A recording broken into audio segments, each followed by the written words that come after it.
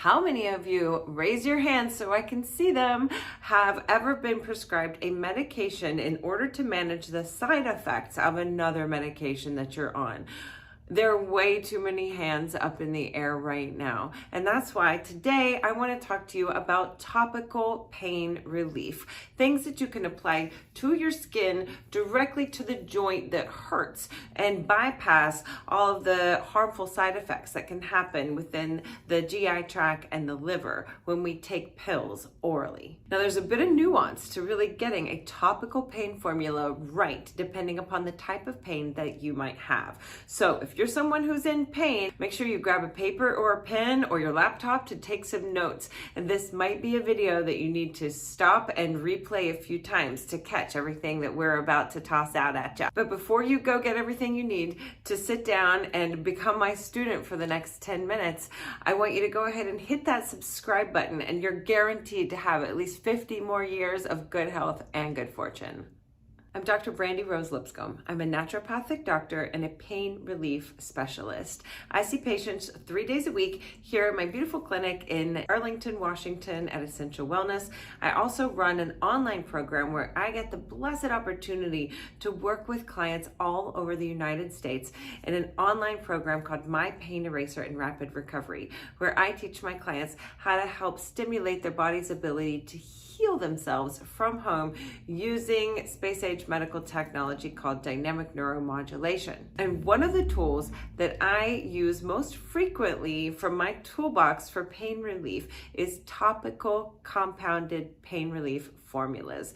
That's right, we call it the compounding pharmacies, and I tell them exactly what medications and at what strengths I want them to put into creams or gels so that my clients can use those topical pain relief formulas to get some relief in between treatments. In order to figure out the best pain prescription for someone, we need to think about what type of pain are they dealing with. There are 3 types of pain that we're going to talk about today. The first one is peripheral or nociceptive pain. Peripheral pain is commonly like arthritis or where there's inflammation in the body or there's been an injury. So surgical, post-surgical pain, trauma, injuries, those are all considered peripheral pain, and it is the most common type of pain out there. Then we have centralized pain. Centralized pain is when the brain is not processing the pain signals properly. We see that more often in diagnoses like fibromyalgia, irritable bowel, interstitial cystitis, and some temporomandibular disorders. Then the third type of pain that we're going to talk a little bit about is neuropathic pain. Neuropathic pain means that there's a problem with the nerve itself, and that could be something like multiple sclerosis, post-herpetic neuralgia from shingles, or different types of neuralgia pains like diabetic neuropathy, or the worst, idiopathic neuropathy, meaning you have this nerve pain and we have no idea what to do for you. But knowing that type of pain, peripheral, central, or neuropathic, is really important when we're going to design a topical pain relief formula. For example, someone with peripheral pain, like a common arthritic pain, I might be looking mostly at the class of NSAIDs, non-steroidal anti-inflammatories.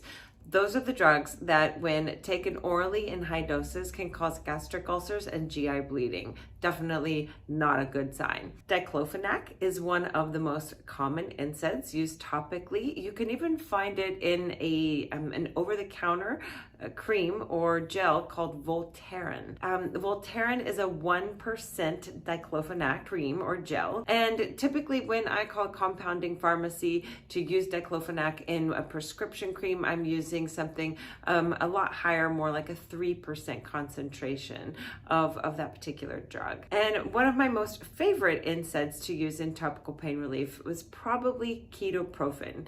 There's a few studies that show that comparing all of the different topical NSAIDs, ketoprofen was associated with the most benefit and the most well tolerated. The people simply liked it the most.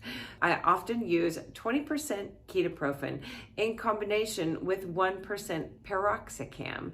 Piroxicam is another non-steroidal, anti-inflammatory, and those two work really well together, kind of like peas and carrots, to provide a really great local anti-inflammatory effect without any of the harmful effects to the GI tract or the liver. Now, if someone has that arthritis, but they also have muscle spasms or really tight muscles, a lot of muscle tension, I might add cyclobenzaprine to that ketoprofen piroxicam blend. 1% cyclobenzaprine can act as a skeletal muscle relaxant.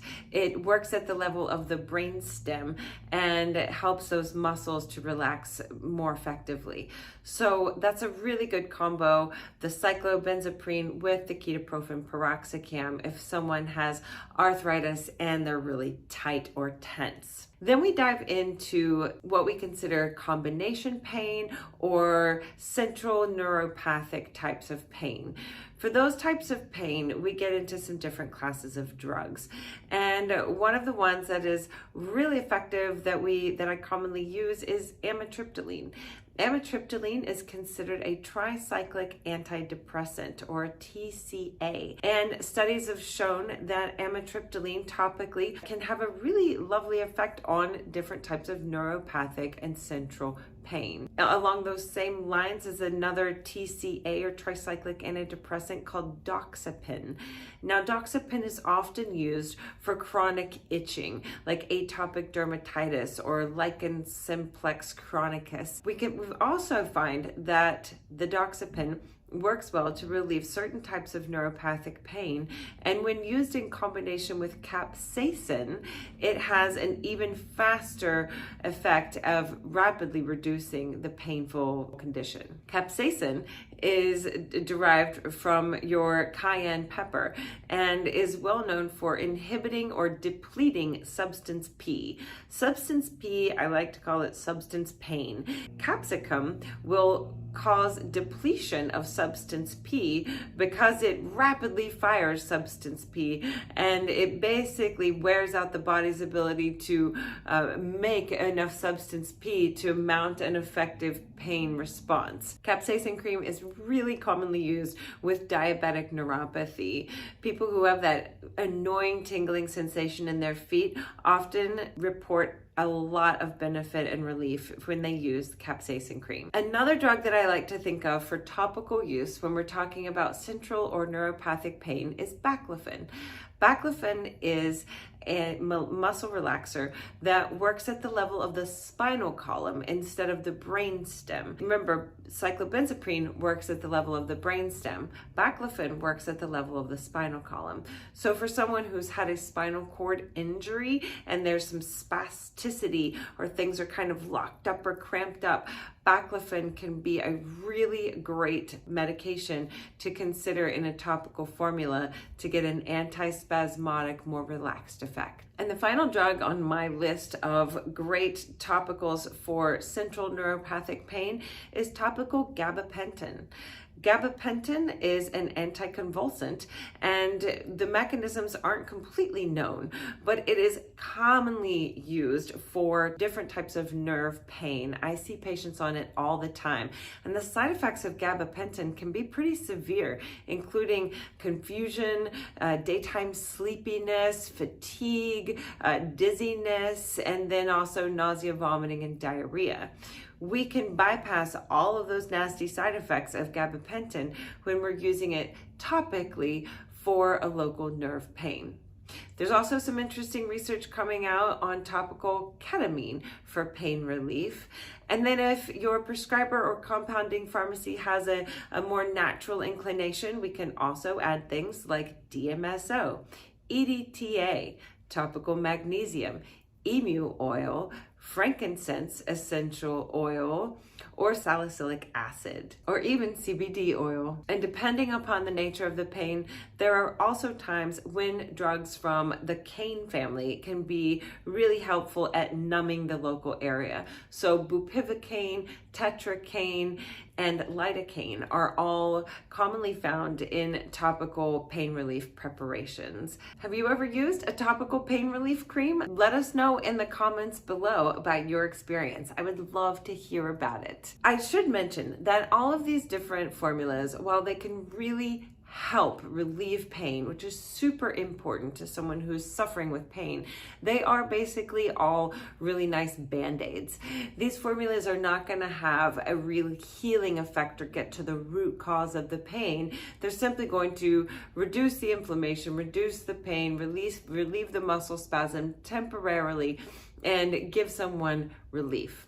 So if you're looking for more than a band-aid approach to your pain problem, you probably owe it to yourself to look in the description below and click on the link and register to watch our free masterclass on the My Pain Eraser and Rapid Recovery program. It's amazing to watch our clients from all over the country heal and go back out to doing the things that they love faster than I even thought was possible when I started this program about 4 years ago. So to find out more about the technology that we use in the Pain Eraser program, you can click on this video next.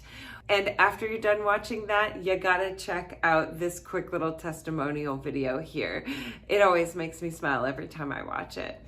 As always, we thank you guys for watching. Let me know if there's anything else that you want to hear about on this channel that is devoted to pain relief and optimal health.